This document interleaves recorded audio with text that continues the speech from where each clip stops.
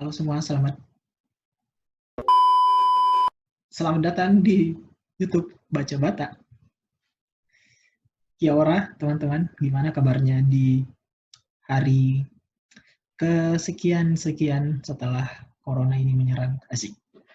Nah, saya mohon maaf kalau videonya agak blur mungkin ya.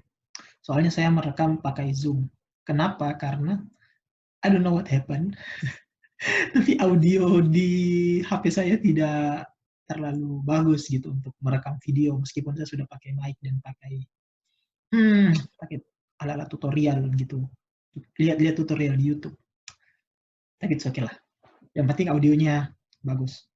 Saya juga niatkan ini untuk sebagai podcast sih. Jadi selain saya upload di YouTube juga akan saya upload di podcast. Oke. Nah, yang mau saya bahas hari ini adalah lebih ke pengalaman saya di New Zealand selama lockdown berlangsung. New Zealand sudah baru saja beberapa hari yang lalu mengakhiri masa lockdown level 4-nya dan beralih ke level 3 gitu. Jadi level 4 itu lockdown, level 3 itu di bawahnya lockdown lah.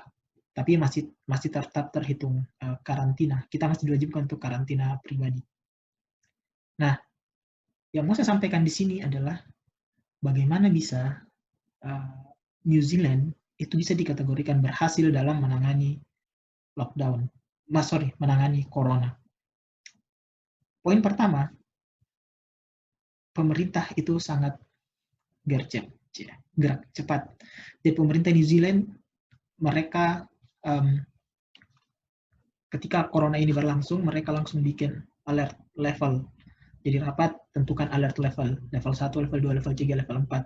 Semuanya itu berisi apa-apa yang harus kita lakukan dan apa-apa yang menjadi syarat ketika sesuatu itu kita kategorikan sebagai level 1, ke level 2, ke level 3, ke level 4. Nah, ini yang dilakukan oleh New Zealand. Sayangnya, hal yang serupa itu tidak dilakukan oleh, saya tidak tahu ya, tapi saya merasa hal seperti itu kurang dilakukan oleh pemerintah di Indonesia. Kita tidak memiliki alert level dan sehingga mungkin karena kita kelabakan ya, gitu. Soalnya kan kalau di Indonesia Gunung Merapi kan itu, maksudnya Gunung Meletus itu kan ada alert levelnya, waspada siaga, apa sih, itulah kan. Tapi masa COVID ini yang dikategorikan, yang pemerintah kategorikan sebagai bencana nasional itu tidak ada alert levelnya gitu loh. Saya kira ini yang perlu kita pelajari dari New Zealand. Yang kedua yang perlu kita pelajari adalah adanya satu suaranya antara pemerintah di pusat dan pemerintah di daerah.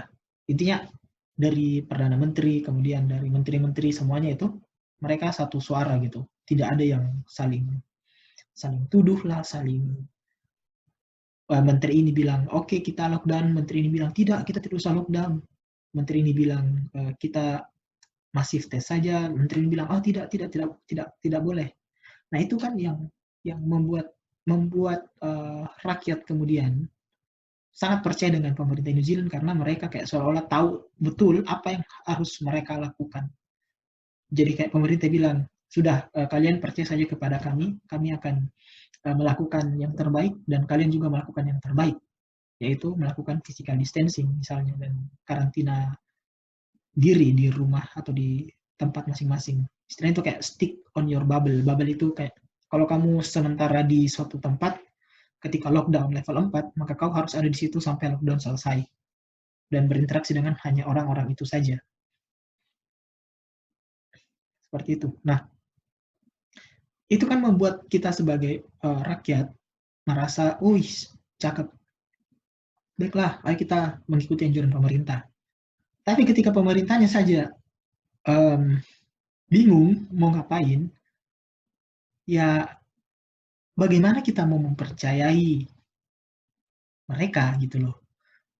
Lah mereka saja tidak bisa mempercayai diri mereka sendiri kan. Bagaimana kita mau percaya mereka dan bagaimana mereka mau membuat kita percaya gitu kan. Ini yang saya kira perlu uh, diperbaiki di Indonesia, mencontoh New Zealand ini. Kemudian yang ketiga, adanya beberapa gebrakan yang menurut saya non gimmick gitu. Kalau di Indonesia misalnya kan ada beberapa gebrakan mungkin bagi beberapa orang itu dianggap gimmick. Tapi di New Zealand ada juga hal yang seperti itu, kayak mungkin kalau di Indonesia ini dianggap gimmick, tapi di sini malah ya benar, ya itu adalah hal yang benar. Misalnya ketika kita di New Zealand ingin memasuki alert level 4, itu Perdana Menteri Bu Jacinda Ardern itu bikin sebuah konferensi pers khusus anak-anak. Jadi anak-anak yang hadir di mana? Di konferensi pers itu. Lucu kan? Maksudnya ya yang isi konferensi itu Bu Jacinda, terus ada satu orang dari ahli anak lah kayak gitu. Kalau kita mungkin di Indonesia Kak Seto. Terus ada siapa gitu, 3 orang kalau nggak salah. Nah yang hadir konferensi pers itu anak-anak. Kenapa? Karena edukasi mengenai COVID itu sebagian besar memang menarget orang dewasa, tapi anak-anak pun juga harus diberikan pemahaman gitu kan. Karena karena anak-anak itu dia bisa saja mereka bermain dengan siapa dan mereka tidak punya kesadaran mengenai COVID itu, selain dimarahi tanda kutip oleh orang tuanya, selain mendapatkan larangan dari orang tuanya untuk bermain misalnya. Tapi dengan menumbuhkan kesadaran itu bagi anak-anak sendiri dengan cara bagaimana caranya berkomunikasi dengan anak-anak, ya anak-anak itu bisa paham gitu loh. Itu kan lucu sekali itu, ya Allah. Terus yang keempat, mengenai bagaimana pemerintah di sini memberikan bantuan kepada rakyat. Jadi ada sebuah tempat di dekat flat saya di sebelah sana, namanya Spark Arena. Itu semacam stadium tapi indoor.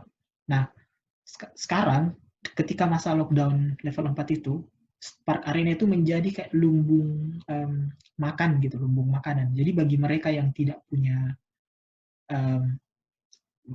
bagi homeless yang tidak punya makanan, yang tidak punya apa, itu mereka bisa ke sana dan makanan mereka terjamin gitu. Nah, dari sini kita lihat bagaimana negara memberikan hak kepada rakyatnya berupa hak-hak dasar loh ini, makanan dan minuman, panganan kan. Nah, apa yang dilakukan Indonesia menurut saya bagi beberapa sudah banyak bantuan, tetapi menurut saya itu saya harus apresiasi bantuan-bantuan tersebut, bukan cuma dari pemerintah ya, tapi dari swasta, dari orang-orang yang dermawan. Tapi kita bahas konteksnya pemerintah. Pemerintah telah memberikan bantuan, ada beberapa, tapi harusnya itu masih bisa di-push, bantuan itu masih bisa diberikan begitu, masih bisa ditambah bahasa saya. Kenapa? Karena masih ada orang yang tidak memperoleh bantuan, bahkan sampai sekarang kalau teman-teman melihat di Instagramnya Pak Sandiaga Uno misalnya, atau di Instagramnya beberapa tokoh-tokoh yang memang agak kritik, itu kan masih banyak orang yang di lapangan ya, masih banyak orang yang belum menerima bantuan itu. Malah yang dijanjikan 600.000 per per orang per kepala itu kan masih ada yang belum dapat. Ditambah lagi isu mengenai kartu prakerja gitu. Nah ini menurut saya juga agak aneh loh. Memang ini adalah program yang sudah di target jauh-jauh hari, bahkan sebelum COVID, dan ketika ada COVID ini dianggap momen untuk melaksanakan program kartu prakerja ini. Tetapi menurut saya malah tidak tepat jadinya. Ya kan ketika misalnya orang, fakta lapangannya orang lapar kan, orang lapar, ada yang di PHK, ada yang tidak kerja karena harus usaha tersebut ditutup sementara maksud saya, jadi mereka tidak punya kerjaan di pabrik atau di kantor di mana, jadi ya mereka mau ngapain gitu, harusnya itu mereka dikasih BLT, bantuan langsung tunai. Nah, ini uang nih buat kamu hidup, itu kan cara negara menjamin rakyatnya untuk tetap dapat makan, tetap dapat minum, ya seperti yang saya contohkan di New Zealand. Tapi ini konteksnya agak lebih luas. Anehnya, ya malah kok disuruh kursus online. Ini kan menurut saya lucu gitu, lucu. Bagi saya pribadi ini lucu. Kenapa? Karena saya lapar ya. Misalnya saya anggaplah saya lapar gitu kan, lapar. Terus, oh iya kamu lapar ya, ini ikut kursus dulu biar kamu bisa dapat makan. Gitu kan, kayak gitu kan logika. Ya orang lapar disuruh kursus kan gimana ya? Bagi dalam konteks normal, dalam konteks keadaan normal itu wajar. Itu adalah cara yang bisa dikatakan baik. Tetapi dalam konteks darurat, istilahnya state of emergency, itu sama sekali tidak membantu. Ya karena logika tanpa logistik, anarkis. Nah, ini peribahasa yang sangat saya suka, bukan peribahasa sih, ungkapan yang sangat saya suka sejak dulu. Logika tanpa logistik itu anarkis. Rakyat tidak disuruh kerja, malah disuruh belajar. Terus belajarnya bayar pula kan? Maksudnya, oke lah itu gratis. Maksudnya pemerintah tanggung itu untuk membayar. Maksudnya pemerintah bayarkan kursus itu. Tapi kan bukannya lebih baik kalau uang yang diberikan kepada misalnya penyedia kursus itu ya di BLT-kan saja gitu, tidak usah disuruh kursus, di BLT-kan saja. Toh apa pelatihan-pelatihan itu bisa didapat gratis melalui YouTube. Ya gimana gimana gimana kita rakyat tidak berpikir, tidak tidak seuzon gitu, gimana kita tidak tidak berpikir ini ada kepentingan ini ya kayak gitu karena itu tadi gitu loh teman-teman. Makanya ada mungkin orang-orang berpikir kan lebih baik memberikan uh, pancing daripada memberikan ikan, seperti ungkapan lama kan, kalau kau memberi seseorang ikan, if you give a man a fish, you feed him for a day, but if you give him sebuah pancing gitu kan, maka kau akan memberikan dia makan seumur hidup. Dalam beberapa konteks itu benar, tetapi dalam beberapa konteks memberi ikan itu lebih baik daripada memberikan pancing. Kenapa? Bisa saja itu dipengaruhi oleh beberapa faktor. Kalau kita pakai analogi kayak ini ya, kalau kita pakai analogi ini ya, misalnya kayak gini loh, anggaplah kita kita bermain analogi. Saya kasih kau pancing, tapi kau memancing di sebuah kolam yang tidak punya air. Atau sekarang lagi musim kemarau dan lagi tidak ada ikan. Bukankah lebih baik ketika ada orang yang datang langsung memberikan kita ikan di waktu itu ketimbang di waktu-waktu paceklik, ketimbang orang datang memberikan kita pancing yang sungainya aja kering gitu, sedang kemarau tak ada ikan, danaunya sudah tidak ada, gitu kan. Itu ada banyak faktor gitu. Analogi itu terlalu terkesan simplistik, mereduksi sesuatu.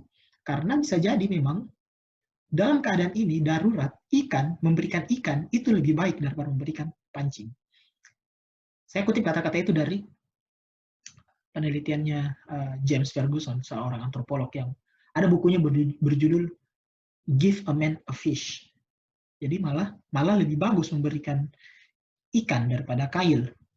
Ini berdasarkan fieldwork-nya di Bangladesh kalau nggak salah, mengenai bukan di Bangladesh, di Afrika ya apa di mana ya, bahwa BLT yang diberikan oleh pemerintah secara langsung itu malah lebih berdampak positif daripada memberikan pelatihan dan segala macam. Karena ada konteks-konteks tertentu di mana kita lebih tepat memberikan ikan. Dan sekarang di era COVID di Indonesia lebih tepat memberikan ikan daripada memberikan pancing. Saya kira itulah dulu yang sempat kita bahas. Nantilah kita lanjutkan di beberapa kesempatan yang lain. Mohon maaf, background-nya seperti ini, ala kadarnya. Ala kadarnya. Candid. Oke, Sampai jumpa di lain kesempatan. Kia kaha.